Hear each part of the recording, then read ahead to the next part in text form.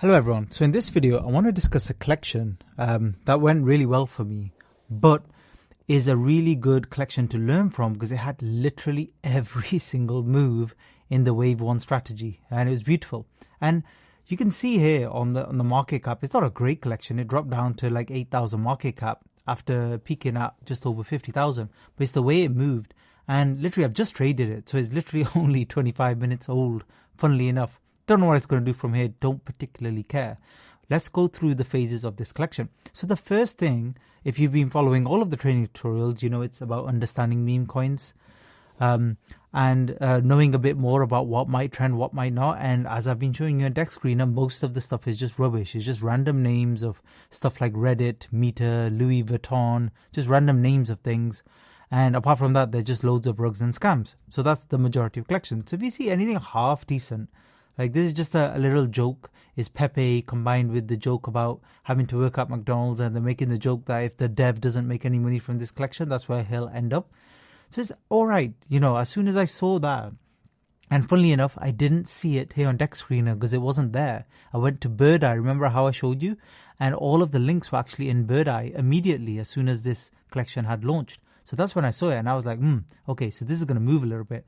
And you can see on their Twitter that a few days ago, they were literally trying to do a little bit of marketing. So it's like the collection actually had some, you know, some energy behind it, some marketing behind it. They kind of tried a little bit. So that automatically, you know, you think in your mind, okay, this is all right. This is an all right collection. It might do something. And interestingly, I joined in about... where do we start from? About 12 minutes in, something like that. So here is the initial flip. This is the snipe, the launch sniping.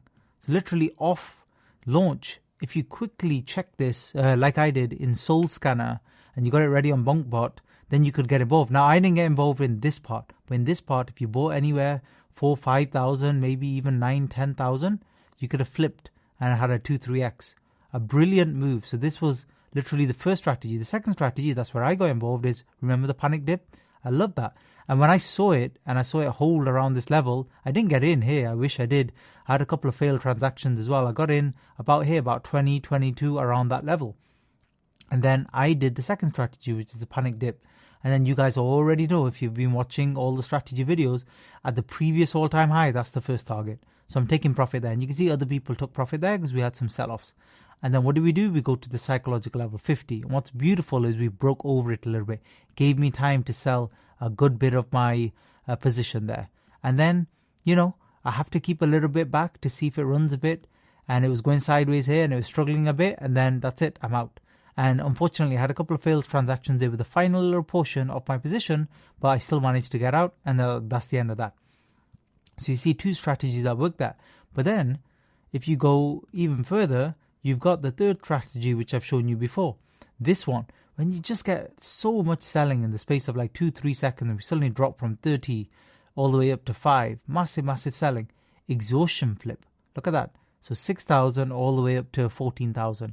So you're not going to get these entries perfect. But if you wanted to, this is a more risky one because obviously it's a downtrend. We could jump in here and we could take a 2x. To be honest, even people here are flipping for 2x. But it's getting riskier and riskier, because the volume's dying. How do we know that? Let's jump onto a 1 million and just look at the bars.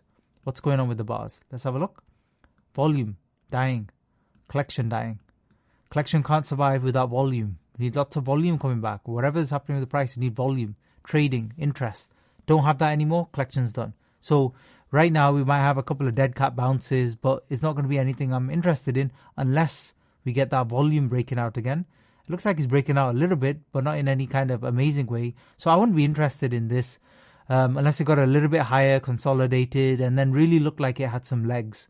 But be careful jumping back into collections you made profit on, just because it might just get into random gambling there, because there isn't any strategy. I've talked about the strategies. This particular collection has already exhibited all of the strategies. It's completed wave 1. Whether it will become a wave 2 or not, we don't know, but it's looking unlikely. If it does, then that's fair enough. But let me just show you the actual transaction as well. And I'm using BonkBot for this because I just find it much easier to use. So let me just show you that.